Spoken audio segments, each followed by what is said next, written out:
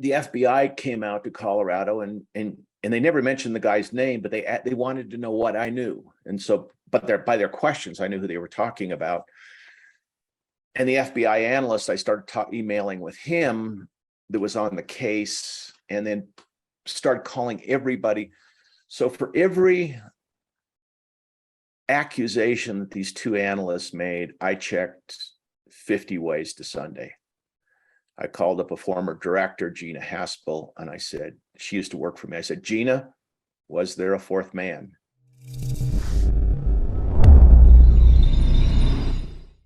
What's going on, everybody? Welcome back to the Chris Naugle Show. Today, my guest is going to be Robert Baer. The man has written 7 books. The most controversial book that he's written is called The Fourth Man. He's ex-CIA, an ex-professional skier out in Colorado, which we're going to dive deep into that one. But we're also going to talk a little bit about the fun times in his life when he was in college, riding his motorcycle, not just riding it, but riding a wheelie through one of the study areas naked.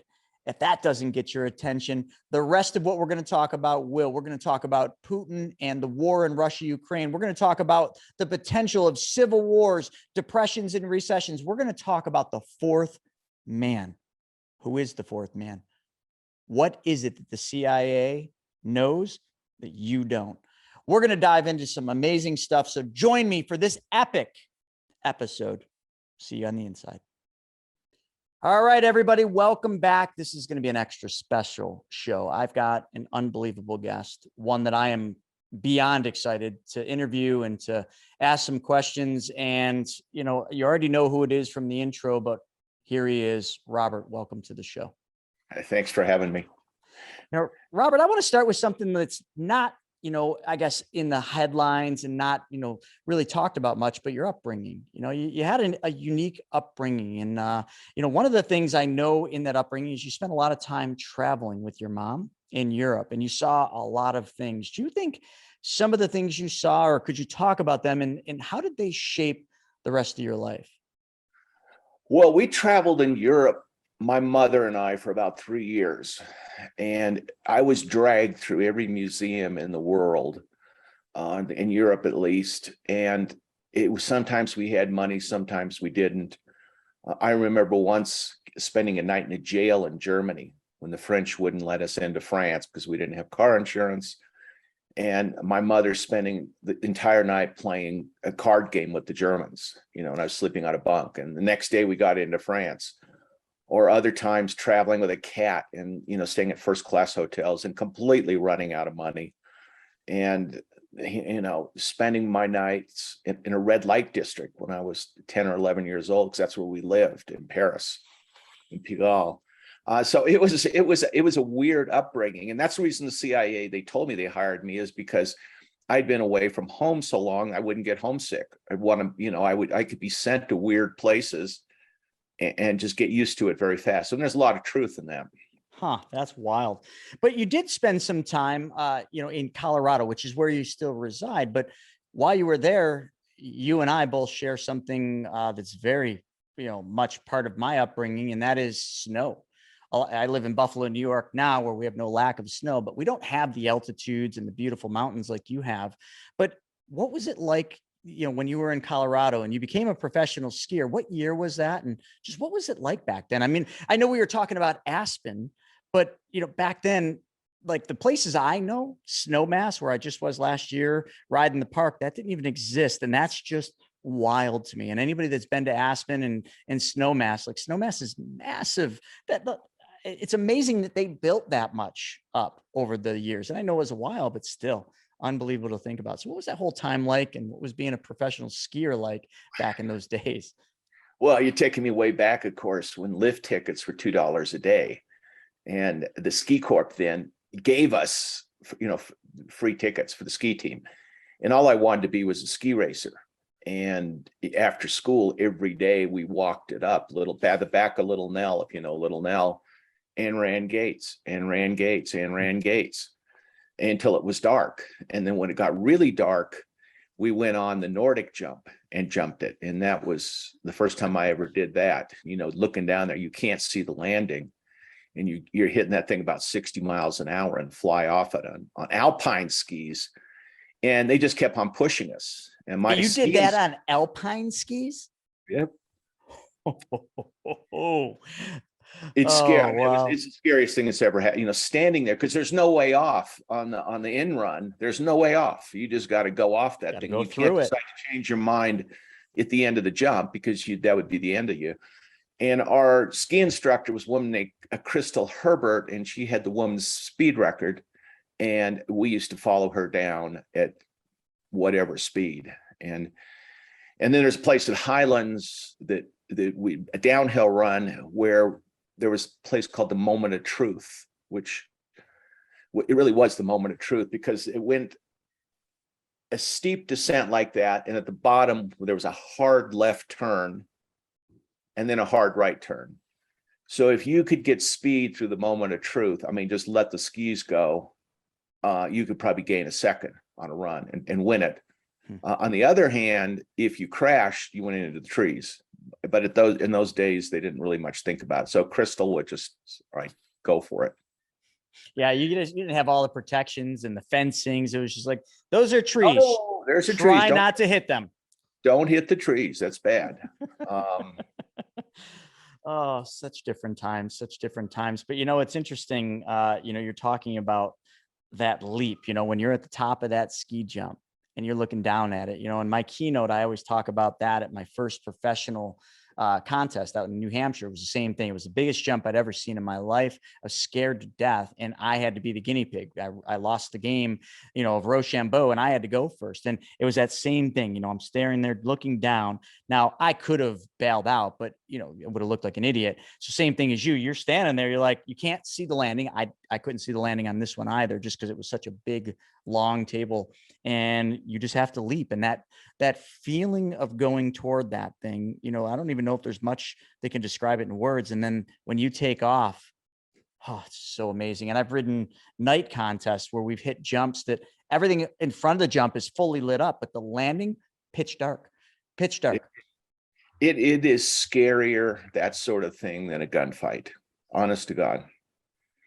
Well, when you're standing at a gate and they're going 10 seconds, 5, 4, 3, 2, 1, and you're in a downhill race, it's just, I don't know why. It's just like, it's terrifying.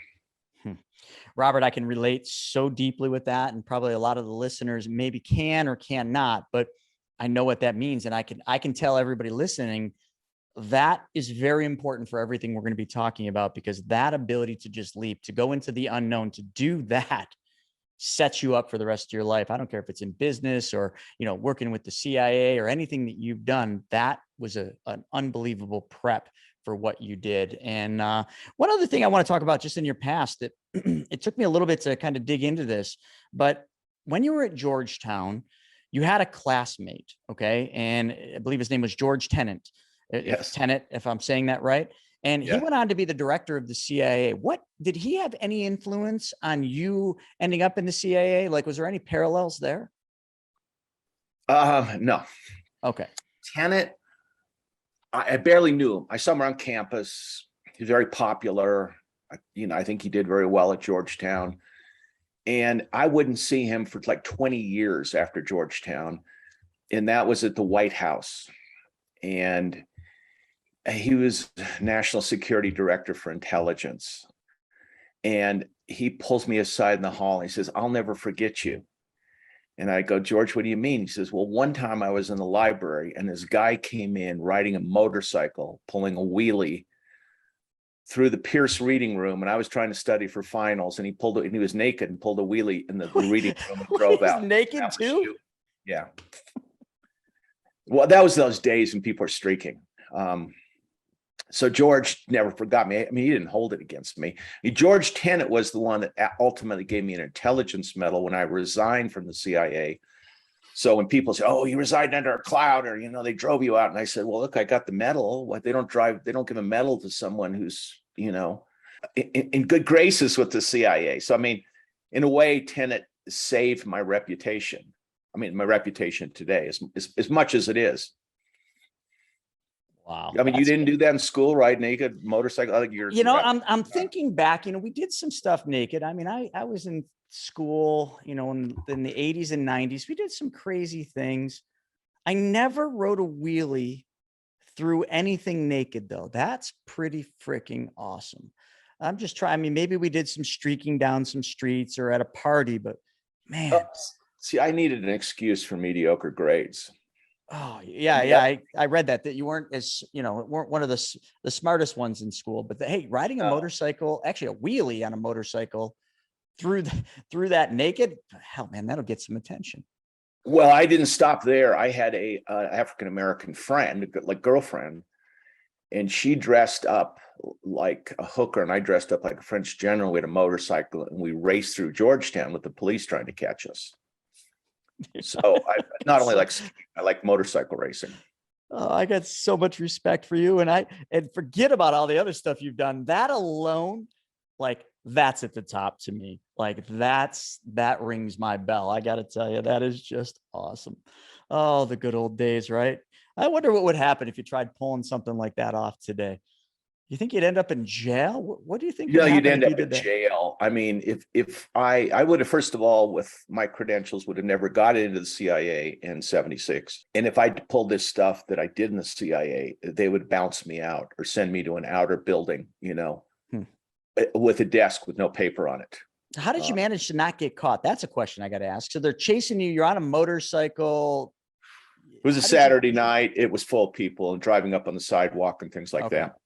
No, we knew what we were doing, and we weren't stoned either. Well, that's good. That's really good.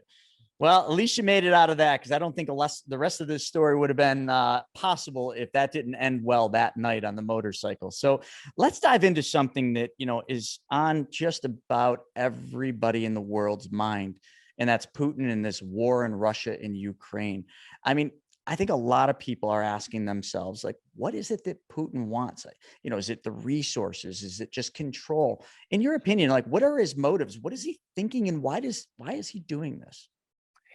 You have to look at the Ukraine through his eyes. And it was the center of Orthodox Christianity that came into Russia. It's the one glue, Kiev, that holds Slavic people together. So once you start believing in this mysticism, that Kiev is part of their culture, their inheritance, their superiority, he's looking at this not in rational terms, but reuniting Russia. I mean, it's sort of like if Maine were pulled out of the United States. I mean, that's not even strong enough. There's a great book on this called The Icon and the Axe, guy written by Billington. He gets in all this cultural stuff. All Russian literature in one way or another passes through Ukraine. And so it's very emotional for someone you can call him a fascist or anything you want, it doesn't really matter. And he truly believes in the superiority of Russians, and Ukrainians are part of this. And he thinks this was ripped out of the heart of Russia. And he's irrational at this point, and so are the people around him, like this Duginin, the girl that was blown up. So it's very hard for us to understand why he would do this, keep fighting and risk Russia. Now on the other half of the equation, Russia is probably the most corrupt country in the world. Correct. Its military is utterly corrupted. It's a money transferring machine.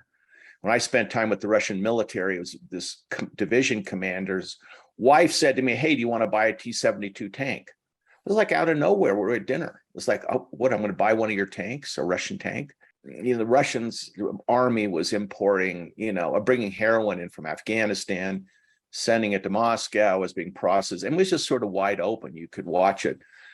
I had expected the Russian army to clean itself up over the years, and it didn't. Their failure to take Kiev very quickly. So, I mean, I talk a lot to Russian intelligence officers, defectors, and they were just expected to take bribes, or it was sort of like being blooded for the mafia. If you didn't take bribes, you weren't trusted. Same way with the military. So yeah, it is strange. I mean, for me, looking into this whole thing, in understanding the power of Russia's military, and just looking at that and saying, when they came into the Ukraine war, and when they first started, my thought was this is going to end quick. They're just going to destroy Ukraine? I mean, with their military power, I mean, it just seems like they could have just came in, kind of like when the U.S., attacked, Iraq, and it was just like bombardment. That's kind of what I envisioned, but that absolutely is not what played out. I remember, and half the stuff you see on the media, you don't even know what to believe, but like a lot of Russia's military vehicles being stuck. Like that to me is just like, how does that even happen? I mean, are these different things that you looked at? And is this what you mean by the military just falling apart? Well, it's the corruption. So they were buying cheap Chinese tires, as we know. They didn't have enough gasoline. The Russian soldiers were selling the gasoline from their tanks. Sorry, I don't mean to laugh. It's I saw it in the 90s, but I was with you is when this thing started. In fact, I was on TV on CNN the moment it started, and I said, this is going to be a walkover. The Russians are going to be in Kiev in 72 hours. Just like Miley said at the Pentagon. Totally wrong. They've got it totally wrong. Okay, let's acknowledge that right now. And we also don't forget the Ukrainians' mettle, their ability to resist, which was totally came as a surprise to everybody. I mean, the reason for that is no one was collecting, there were no American soldiers like in the Donbass watching these guys train and listening to them. The Ukrainians hid all these preparations for this. So there was a lot of things we got right and a lot of things we got wrong. But I mean, the question is just how corrupt is Russia? And it's one vast laundering machine. And that's the way if you forget that, you can't understand Russia. I've read a lot of books, about Putin and Russia, and just like, Americans going over there started investing banking houses that just turn out to be massive houses. And then all of a sudden, they're being investigated. And pretty much it was just Putin like sweeping them. A lot of them ended up dying. And we were talking earlier about the coffee with the little stuff in it, and then goodbye. And nobody knew what they died from, but we won't even go there. So let me go to another thing. Why did you join the CIA? Like, what was that motivation? I joined on a prank. On a prank? Yeah, I was actually a prank. I was in San Francisco studying Mandarin, had no money, and I was staying with a friend on his couch. And one day we were sitting having coffee, and he wanted me out of his apartment. And I said, fine, there was some scandal about the CIA. And he says, probably the last place in the world that would hire you is the CIA because of Aspen, because of drugs, all that stuff, a little bit crazy. And I said, well, let's see. And he leaves to go to work. He was going to work Bank of America. So I call up the federal building in San Francisco and ask for the CIA, like really stupidly. And there's like a long pause. And then the lady says, hey, well, I've got an address, a physical address from you can write them here. And it was in Lawndale, California. Have you ever been to Lawndale, California? I don't think I have. It is like an auto mall. It's on the 405. I mean, it's one of the worst places in California. I go, what is the CIA doing in Lawndale, California, in an auto mall? So I wrote them, and they wrote me back, and they sent me this PHS, personal history system. I mean, personal history statement of everything. Your relatives, who you are, everything was like 50 pages, and only somebody unemployed would have the time to fill it out, and I did. They interview me and they say, listen, you can either go into operations or analysis. And I said, I'll do analysis because like they prepare you and, to concentrate on country. For me, that was China because of the Mandarin. And at the end of it, the guy says to me, no, you're without a PhD, we can't hire you, but there's operations and you'll be given a gun and you go overseas and meet people and jump out of helicopters. And have you ever said, if anybody said, do you want to go bungee jumping 2 years from now? You go, yeah, I'll go. But when the day comes, you go, wait a minute, what did I agree to? But then they hired me and they brought me into the CIA in safe houses. And they gave me an alias. They said, even people in the CIA are not going to know who you are. Some weird name. And it just got weirder by the day, false passports, foreign passports. And they develop in you a definite sense of paranoia. You just assume that your phone is being listened to, when you're on it. Email, I just assume everybody's reading my email. So if I write something crazy, and then you get to the point where you start talking crazy on the phone, assuming that the somebody's listening to it and then just dismisses you as crazy. And, you know, it's just, and that's how you really go through the world if you want to do well in the CIA is Mr. Magoo. Yeah. Oh yeah. I know Mr. Magoo. You just start talking to weird people and you say weird things to them and they just think you're weird. But at the same time, they don't think you're dangerous. I got to the point when things really got dangerous that my mother used to visit me. And she was built like a Sherman tank and was just mean and inquisitive. So if I would go to like a civil war area, like in Central Asia, traveling with your mother by the side, even the Al-Qaeda people do checkpoints we run, they just said, these people. I mean, who travels with their mother? I mean, she was great. I did it in Syria too, right in the middle of a war. Wow. And you know, it was just, you just naturally pick up what you don't want is Oakley sunglasses. You don't want any ink. You don't want to be, you know, buffed up, and you don't want to, you know, wear combat boots or things like that. You just want to look like a schlump. And I do that very well, look like a schlump. It's easy for me. I got to go back to, like, you know, your friend that worked for Bank of America, whose apartment that you were staying in. Did he want you out of the apartment because you sat around on the couch naked all day? Just asking for a friend. So, well, you know, it's like, who wants a couch surfer? Well, yeah. Who wants a naked couch surfer? That's a real question. You know, I didn't have my obnoxious act down at that point. It took me years to really become obnoxious. And so people avoided me. All right. So what was your most memorable operation that you went through in the CIA? We tried to, I was in Iraq and I was the chief, and we tried to, you know, put it in layman's term, whack Saddam Hussein. And I had a company that was, you know, it's illegal for the CIA to assassinate people, or it was until drones. And so we called it other things, like removing a command node. That's what the Pentagon called it. And I had a guy with 12 tanks who was going to move on his compound. And we created, this is Northern Iraq, a diversion. And it was so interesting because the guys working for me, these Kurdish militias, overran 3 divisions, destroyed them. I watched it in front of my eyes. We did it every night, destroyed one division after another, Iraqi divisions.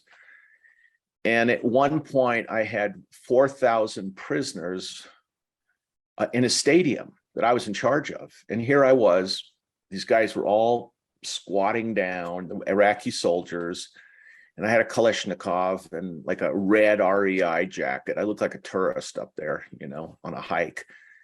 And I was on a tax set with Langley, and I said, I've got 4,000 prisoners. Does anybody want to talk to them to figure out what the morale in the army is? And that you get this conversation back from Washington saying, we're not seeing this fighting going on. You know, we're not picking this up. And I said, well, I'm seeing it. I got 4,000 prisoners. What more do you want? You want me to take a picture of them, Polaroid, and send it back to you? They just didn't believe it. And then we came back to Washington from Iraq. There were 5 of us, and we were met by the FBI and badged and investigated for murder and crossing interstate borders, trying to kill Saddam Hussein. And it was so weird because the FBI didn't understand that we had a lethal finding, so that we were covered by any violence. They said, but in your attacks, 2,000 Iraqi soldiers were killed. So that is a capital crime. And the Attorney General has ordered us to investigate you. I mean, there was everything we had done out there had been reported in cable traffic. So it was just a circus. And the FBI were just delightful. You know, I said, this is just so stupid. We apologize, but we got to do this. And so the FBI, you think the FBI and the CIA fight, but they got us through the investigation. And I had still until this day have a letter of declination from the Department of Justice declining to prosecute me for mass murder. Wow. That's the only thing on my brag wall, really. But that's a good thing to have on the brag wall. And yeah, you had me going. I'm thinking, FBI and CIA, and just being a civilian, I don't really fully understand the differences. Well, I understand the differences, but I always think of them as being the same side. And for a second, I'm thinking, wait, one's battling the other, but that all worked out, and it actually was kind of working together at the end. it did. I mean, these guys were reasonable. I said, look, here's what you got there, and this is the guy, but the guy with the tanks that was going to surround Saddam, and if he didn't surrender, he was going to blow the thing off the hill, his compound with Saddam in it. And so this was a military action. It's not properly an assassination. I know it all sounds the same, and so that was definitely memorable. But for pure partying, it was Beirut during the Civil War. I've never seen anything like it, where people will party all night and get 2 to 3 hours of sleep a day for months on end. For months on end. I just with Lebanese, they would stay out till 7. You'd get out of a restaurant or where it's 7 a.m, a club, go to work, and then take a nap in the afternoon for a couple hours, and then play tennis or whatever. It's just so wild when you're playing. I love tennis, is when there's shells flying over the tennis court, and they're exploding 155 into West Beirut. Or it was skiing too. I've been up there where the shells just crossed over the ski area, and it's like people just ignored it. So you're sitting up there, you're watching these shells come from the Bekaa Valley, go into the southern suburbs, and people just shrugged it off. It was wild. And there was, we couldn't do drugs in the CIA, but you could go to bars, you could get a line of cocaine at any bar in Beirut. That's right across the bar. Crazy right there. Wow. And the whole thing about like the bombs going over the ski resort or the tennis courts, I feel like, I don't know, because they don't report this, but I feel like that's probably not too far from what's happening in certain parts of Ukraine right now.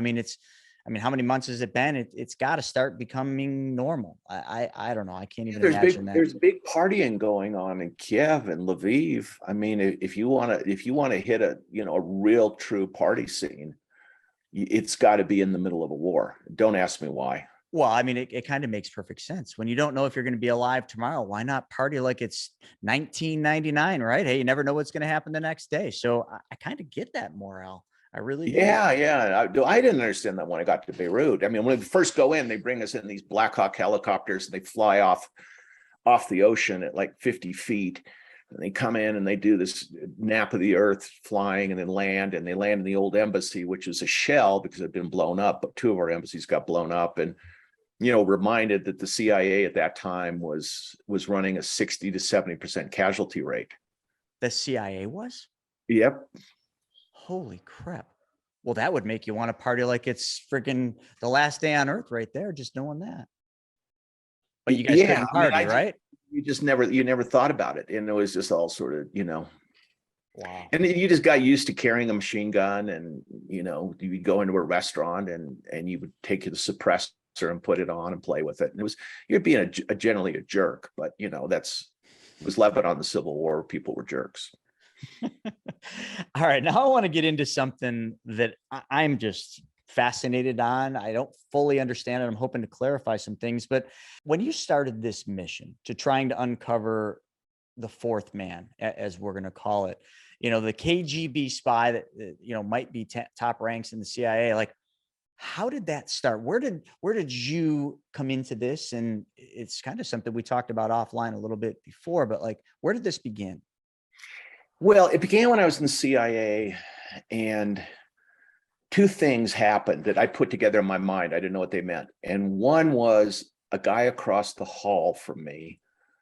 His office was yellow taped and searched by the FBI. Now, I knew he'd been in Moscow. And me being a genius said, he came from Moscow, the KGB's after us, and the FBI is tossing his office. All right, that was clue 1 for Mr. Magoo. And clue 2 is my boss calls me in and said, hey, I'm going to send a lady down from counterintelligence. She's going to work for you, basically undercover in my section. So you have people in the CIA who are working undercover, hiding stuff from the rest of the CIA. And she was a GS-15, and he said she's going to be working on, and I noticed she was working on an air gap computer and would lock it up, and it was, super encrypted. And So and I knew that after there was this spy, Rick Ames, famously arrested in 1994, a Russian spy, and I knew him as well. So all this was happening after Rick Ames. So I picked up enough to know that there was a new mole hunt inside the CIA. So you had Ames, and then you had this new guy, whoever that was. And it wasn't until 20 years later that I was driving my boss back from lunch, and he said there was another spy at the CIA, and he drops a name on me. And I said, no, this is Bill Lofgren. I said, no, Bill, I don't believe it. I just don't believe it. The guy was very senior officer. He says, well, you write books. Why don't you look into it? And I said, well, how am I going to get at this story? And then he said, well, I will get the two investigators who started the investigation in 1994 to sit you down and walk through the evidence they can. And that's what I did. I flew out to Virginia. By then I was living in Ojai, California, flew out there, and they walked me through what they could tell me. But these people are as paranoid as you could, more than anybody in the world. I guarantee you that. So they could only tell me things that had sort of been in the press or in books approved by the CIA or indictments and things like that, and said, no, the indictment got it wrong here. And they simply walked me through the whole thing. And I started writing. And then the FBI caught wind that I was writing this book, and they said, not in a bad way. Which book was this one that you were writing? The Fourth Man. Okay, yeah. Okay. I'm sorry. This became The Fourth Man. Because you've got several books. I just wanted to make sure we called out the book that we're referring to. Yeah, it became The Fourth Man, and it was based on an article that a colleague had written in the LA Times called The Fourth Man. And he wrote a book just alluding to it. He didn't know who he was. So the FBI came out to Colorado, and they never mentioned the guy's name, but they wanted to know what I knew. And so, but by their questions, I knew who they were talking about. And the FBI analyst, I started emailing with him that was on the case, and then started calling everybody. So for every accusation that these two analysts made, I checked 50 ways to Sunday. I called up a former director, Gina Haspel, and I said, she used to work for me. I said, Gina, was there a fourth man? She's all right. The only thing I can tell you, I was briefed twice on it. She wouldn't give me the name. So I have by the way, I had 30,000 words of footnotes. Wow. In this book. So every time I called somebody, I wrote the number down. I wrote what they said precisely and just put it all there, and then cross-checked it with public information. So it's all there. So that would have been a 90,000 word book rather than 60,000 word. I just want to be very careful, because the accusations I'm making here are a little bit too strong for the intelligence community, for my ex-colleagues. Like I said, I'm the skunk now. It's just skunk at the wedding. It's like people won't even talk to me. They don't. I think you said something about the turd in the punch bowl earlier. We're gonna have to I am the turd in the punch bowl. I know it's a call great CIA analogy. people, and they will hang up on you. They will hang up. They'll say "F you" and hang up on you. Wow. I truly am a total, complete pariah. Jesus Christ could come down and say, let's go visit the CIA. And I could show up at the CIA's front gate, and they'd turn us both away. You are definitely the turd in the punch bowl for sure. If they're going to turn I've always aspired to be the turd in the punch bowl. I can tell from the stories we got into earlier. But why do you think that the CIA believes that this guy, the fourth man, is some kind of a smokescreen between the White House and Putin or Russia, if you will? Well, someone told me, without clarifying, that during the key years when Putin comes to power, the fourth man was getting a hold of transcripts from conversations between Yeltsin and Clinton, which were very, very sensitive. So the fourth man gave these to his handlers, which at the time would have been Putin, or at least head of the organization. And then Putin goes to Yeltsin and says, knock off your talks with Clinton and I'm taking over. The KGB is taking over in a coup. And about that point that this occurred, Yeltsin stopped talking to Clinton. The conversations came to an end, and Clinton was never quite sure why. There could have been other reasons in these documents, but these documents were so sensitive because they were talking about more aid to Russia, the elections, in 1999, 2000, and was there a chance that Yeltsin would have come to the White House and said, "Hey, here are my choices"? Could the United States have had an input?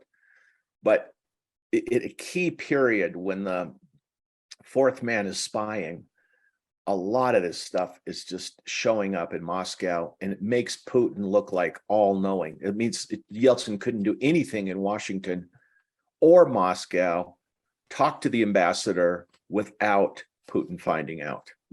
Now, how precisely he blackmailed Yeltsin on this is a guess. And since I'm not sure how the CIA found this out, but people told me they did. So you see, and by 1999, the real point is the CIA had no sources in Moscow. They'd all been betrayed. I mean, the ambassador in Moscow, a guy named Jim Collins, told me that he got better information from Moscow taxi drivers, than he did the CIA.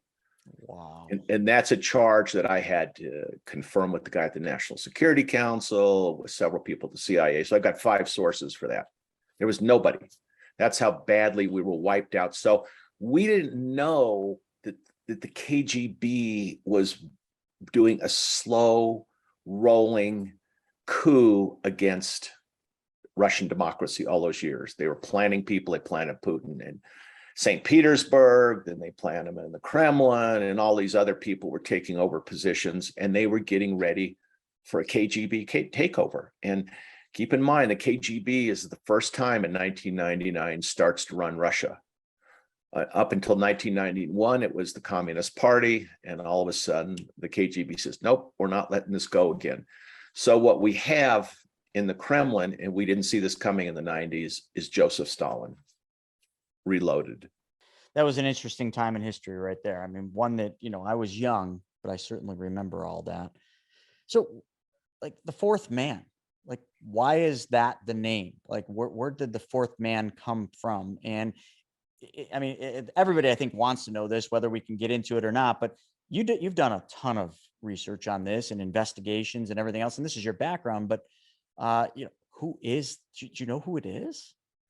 I don't know who it is. That's the craziest part. That's the craziest thing. Like, this whole time, I'm like, he has to know who the fourth man is, but you truly don't. Well, no, I don't know who it is. I mean, I have to see the evidence. I don't believe stuff until I see real hard evidence, sort of like Trump stealing TSSCI documents and hiding. I mean, the pictures last night came out in the Times. The first man was a guy named Ed Lee Howard, who defected to Russia. He was a cokehead. He got caught stealing a woman's purse. He was thrown out of the CIA. He got pissed off and went to Moscow. He's the first man. The second man was Rick Ames, who started spying for the Russians in '85. He was a total loser. Everybody sort of recognized, and he took all these documents and gave it to the KGB in a restaurant, Chadwick's. One day, just kicked it under a table. Ended up in killing a dozen people of our sources in Russia. And then the third man in this set is Bob Hansen, the FBI agent who worked for the KGB for many years. And he was arrested in 2001.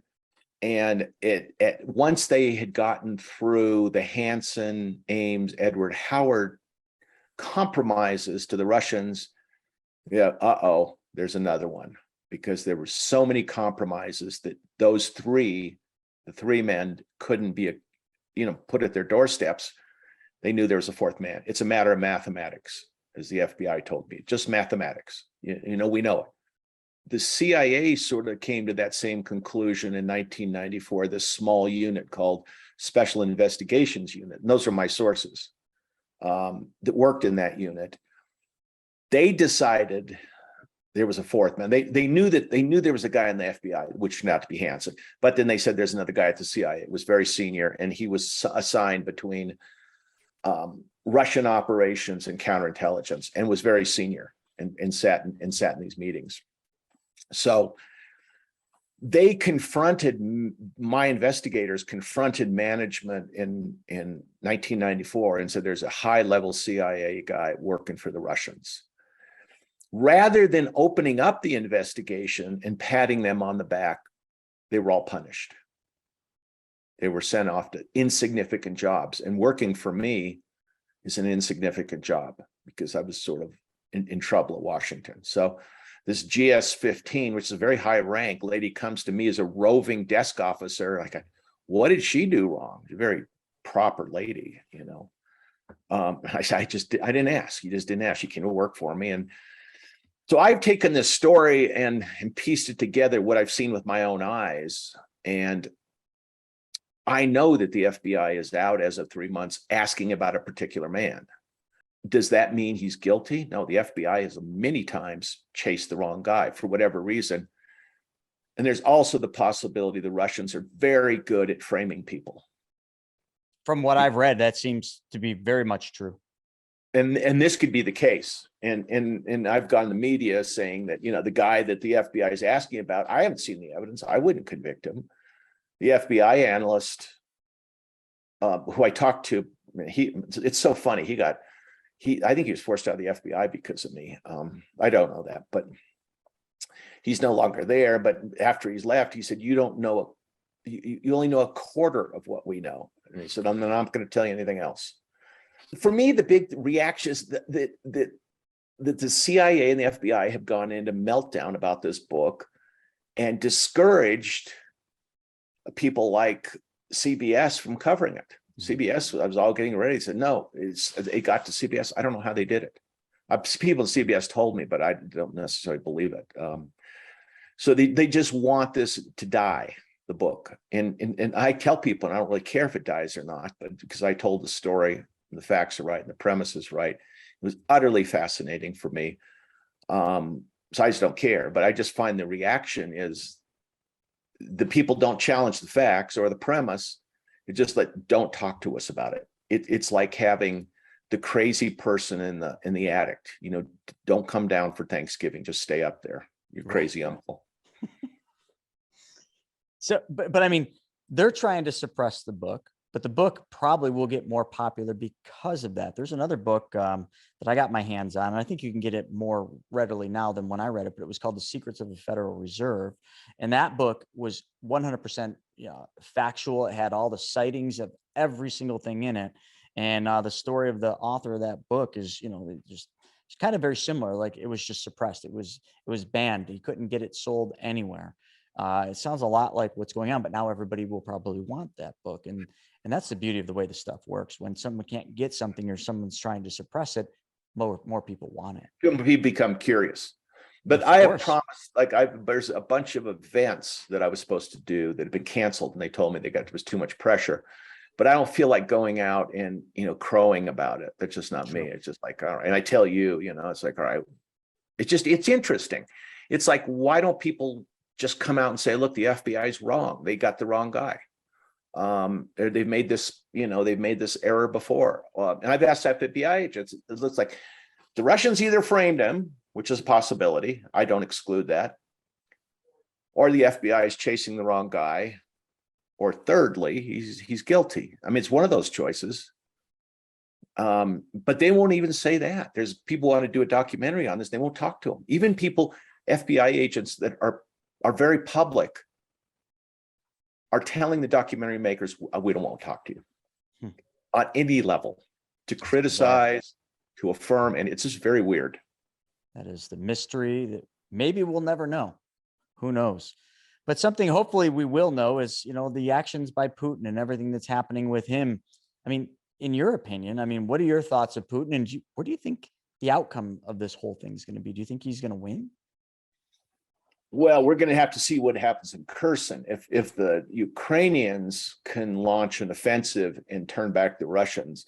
Here's the real thing, is that Russians tell me the knives are out in Moscow. That means that they're factions, fighting each other. People that are even a pro-communist faction that hate the Russian fascists. And the big question is, who murdered the girl?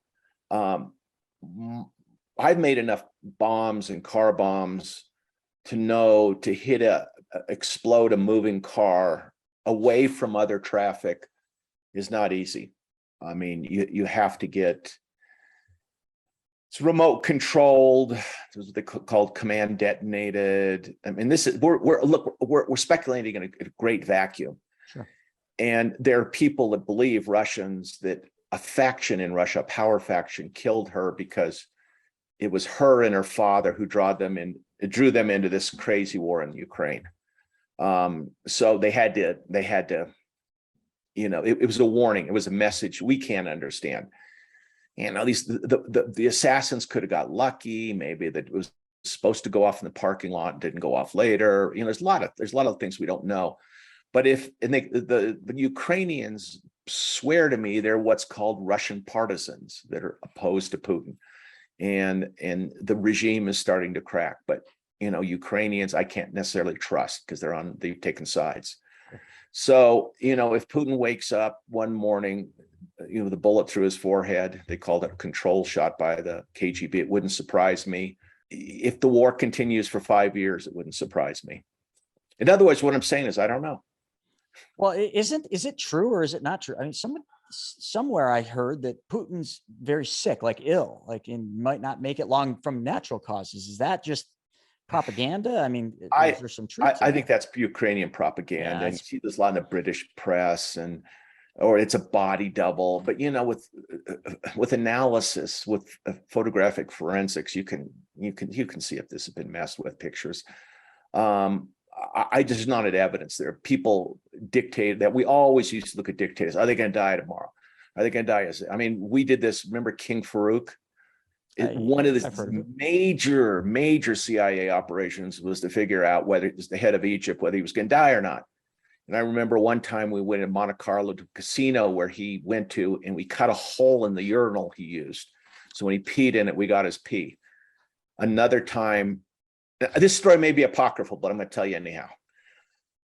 We got one of his poops and we wrapped it up, and we were going to send it back to the medical people, the CIA, and the secretary in Cairo mislabeled it to the Secretary of State's office. Whoops. And so it showed up, and the Secretary of State was quite furious why the CIA would send him a turd. Was this a hidden message? I love those stories in the CIA. That's awesome. It ties right back to the turd in the punch bowl. I mean, I'm just calling it out the way I see it. You're beginning to wonder about my mind, aren't you? Oh my God, this guy is. When are they going to put him away?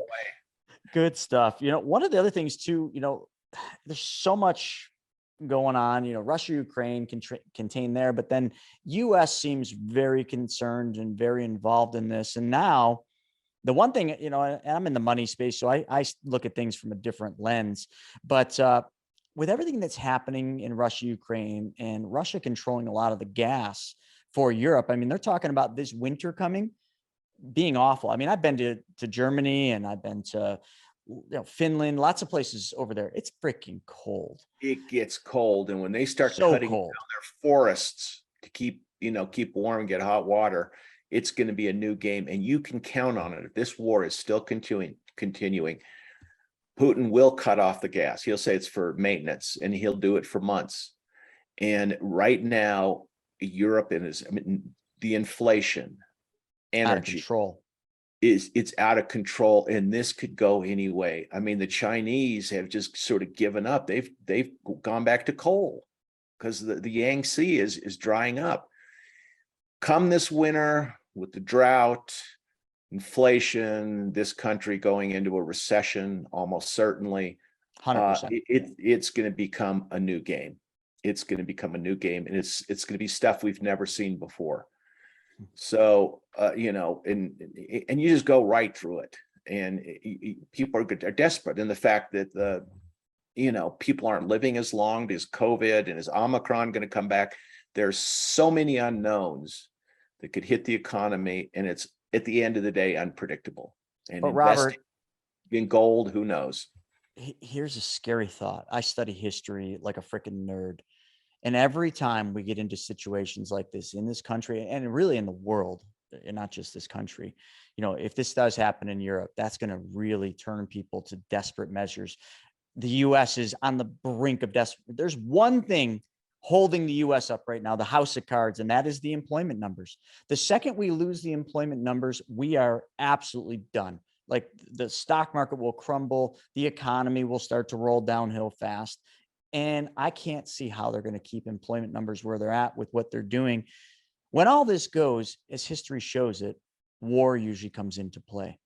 And with the Russia-Ukraine war going on, what's going to happen in Europe, all this stuff. I mean, is it likely? And I'm going to paint two pictures because I really don't know. It's a scary thought either way. You got a world war that could brew, and you also have a civil war that it just seems like this country's ripe for. I mean, it's such a divided country or world, if you will, right now. I mean, what are your thoughts on this? I know it's very controversial. I get a lot of hate, which is why I wore this special shirt.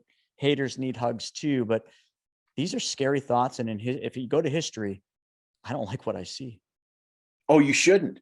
I went to the vet 2 days ago in Telluride, and there were 4 brand new Porsches parked out in front. And then I lived, down valley with the ranchers, and with the sequence goes recession, depression, fascism, civil war, war, and then everything's on the table. Yeah.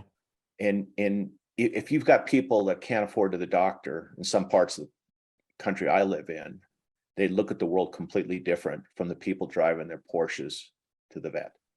It's the haves and the have-nots. It's a great sense of injustice. And so much of this PPE funds were stolen. I don't know where they were stolen, but that's they the were way people stolen. look at it. Yeah, of course, stolen. Of course they were. I'll call it out. You don't have to say that. That was blood. That was absolute theft. I was trying to be politically correct. Well, I'm not going to be. So Good. It was stolen. It was stolen, and these people think it was stolen. And they're going down there. They're buying ranches in Western Colorado that are the size of Connecticut. And, they're driving their Range Rovers onto them. And these other people, they can't keep their 150s running. Yeah. So it's a sense of injustice and institutions falling apart. They got us into 2 wars, which were fraudulent, Iraq and Afghanistan. There was never an Afghan army. There never was. It was always a ghost army. And the people on the ground knew that we weren't training anybody. So when we leave, it just like falls apart in 24 hours. And we also know with Iraq, there are no weapons of mass destruction. So this just sort of sinks in as, wait a minute, what are we being led into? And then you had this great COVID bailout, which is printing money. And $5.1 trillion. Transfer of wealth. That's all it was. It always goes that way, and people feel it. So we're not going in a good way. I wouldn't call it civil war because I just like to get a lot closer to them before they start, to see it, to believe it. I've been in a lot of civil wars. What does it look like? I mean, just from your eyes, because you've seen it. I never have. I've only read about it. I mean, what does it look like? And that's a scary thought.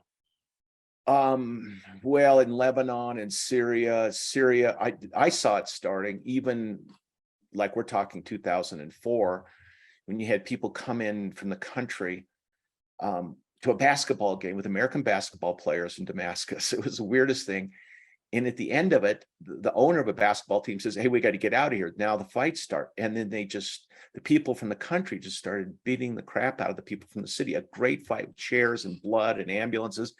And I said, what do you mean? This was predicted? Yeah, well, and it was like running out of water. And we saw what happened to Syria. And this civil war started in like 2004 and didn't really blow up until 2011.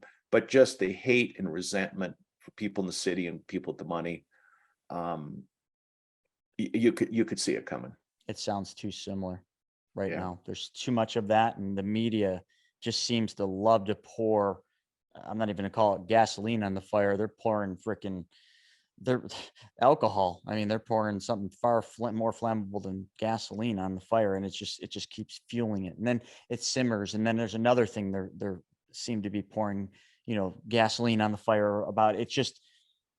It's a scary thought knowing history, and it from the front line, which is why I just wanted to cover that real quick, because I don't like what I see, and what I see is from the eyes of like how Wall Street would see it, or how history would look at it, or economists would look at it. And everything's lining up. Ray Dalio, I think, does a very good job in a nice way with his little cartoons of showing kind of where we're going and what's happening here. It's just the outcome, no matter how you look at it, is not pretty. Well, I mean, Wall Street, all the front running is just is going unpunished. And the black edge, I mean, a lot of it's just insider deals. And I don't know how insider deal they are, but that's the way people look at it in Wall Street that aren't part of it. We don't need to name names, but the SEC doesn't prosecute them. And if you want to front run, go ahead. Yeah, front running, insider trading Pelosi. I mean, my God, I think there's a fund they created that just invests in everything that Pelosi does because of, she's can't be punished for it, as per the law. She's the worst. And the people in Congress know it that I talk to. And they're saying, look at the Democratic districts. That's where all the dough is. You were representing, the upper 5%, and this doesn't go well with blue collar people. No. And this woman that talked to her, confronted her, said that Pelosi just turned and looked out the window, ignored her. So this is a senior congressperson. So we can't do it anymore. We're going to lose Ohio. We're going to lose all these places. And it was just like more and more money. If you need to buy Porsches for the maids, you got to keep the carousel going. It's crazy. It's a crazy world we're in right now. It's a very scary time. And when you piece together everything that's going on, the end doesn't look very good, but we're going to have to ride the thing out. The best thing people can do is start to prepare, start to see it, because it's materializing every single second of every single day. And, I don't know. I just love what you're doing, and I love the stories we got into. Yeah, and how many books have you written so far? I know you got See No Evil. I think this book's 7. I wrote a book on Iran and Saudi Arabia. And by the way, if you take my book on Saudi Arabia to Saudi Arabia, you will go right to jail for 10 years. So it's probably a good book, but I don't plan on going to Saudi Arabia anytime soon. So maybe I'll have to grab that one. And then also they wrote a movie. With George Syriana. Yeah. And that's pretty wild. So you've done so much, and it's just fascinating. And I really appreciate you coming on.